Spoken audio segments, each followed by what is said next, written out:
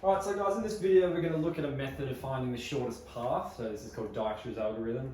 This one's not necessarily for the minimum spanning tree. This is more for finding the shortest path from one vertex to another. So I'll do this one with an example. What we're going to do is we're going to find the shortest path from A to E. Now this one you could probably do a lot easier via inspection, but sometimes the question will specify you to apply Dijkstra's algorithm and you need to demonstrate your understanding. So in this case, we don't necessarily have to visit every vertex, but we just need to get from here to here, finding the shortest possible route. Dijkstra's algorithm is often done in tabular form, like this one, in table. So that's how we'll solve this one. So similar setup to a matrix, except it's in table form. What we're going to do is we're going to fill in some values where there are connections between the vertices.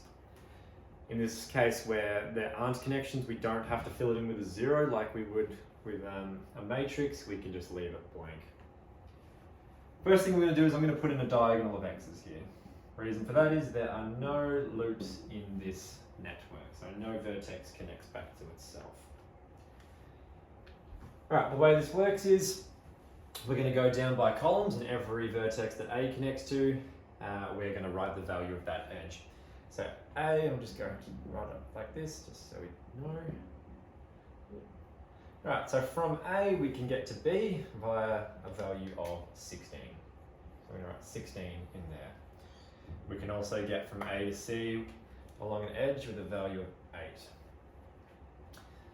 From B we can get to A with 16. From B we can get to C with a value of 9. And we can also get to D with 10 and E with 15. From C we can get to A with a value of 8, B with a value of 9, and D with a value of 6. No connection to E, so we'll leave that blank. From D, no connection to A, B is a value of 10, C is a value of 6, and E is a value of 14. And finally, from E, we can only get to B with 15 and D with 14. Alright, so that's the first part of Dijkstra's algorithm, to be able to set up that table. A lot of the time questions will give you the table rather than you having to fill it in, but it's pretty straightforward. Alright, so what we need to do is we need to get from A to E in the shortest path possible. Often we'll work backwards, a little bit of backwards tracking with this. So we're going to start with E, and we're going to work our way across this table to get to A with the shortest possible path. And we might get multiple paths, we'll just find out which one is quickest. I'm just going to take that off so I've got a bit of room. Okay, so starting at E, we have two possible options. We can either go to B at 15 or D at 14. What I'm going to do is I'm going to take those values and I'm going to write them above the respective vertices. So from E to D is 14, so above D I'm going to write that 14. From E to B is 15. What we'll be doing is we'll kind of be using these as our go points, where we'll decide where we're going to go to next until we end up at A. And we'll get a couple of different answers and we'll go with the one that's the shortest path.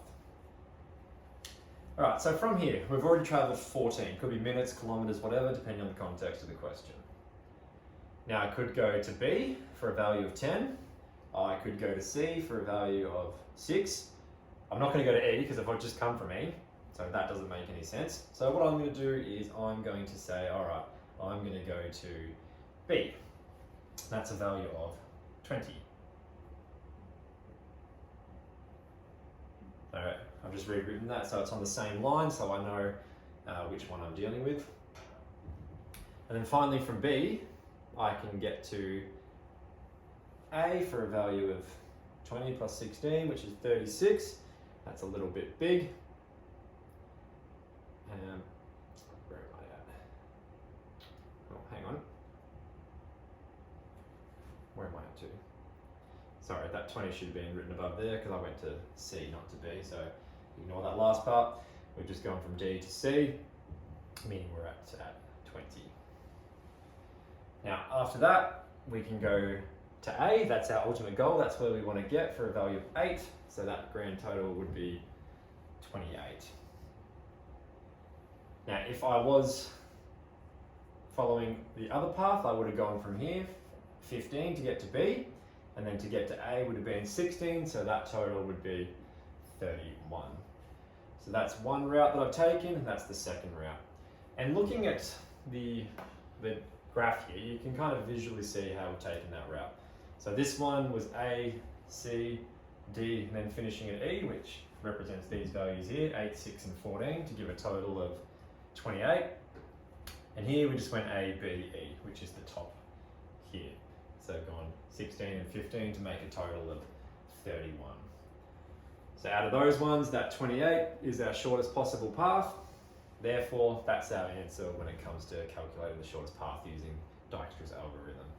We've looked at A to C to D to E, represented by the values above the table here. So that's our answer.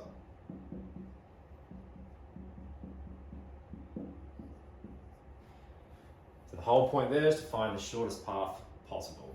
It does overcomplicate it a little bit when you're using small graphs like this. It's much easier to do it by inspection. So if you do have the option to just do it by inspection, do it. Otherwise, with Dijkstra's algorithm, you can apply that process.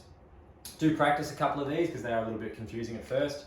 If you're still struggling with that, make sure you look at the worked examples in the textbook or seek out any other notes or videos that are out there. Thanks.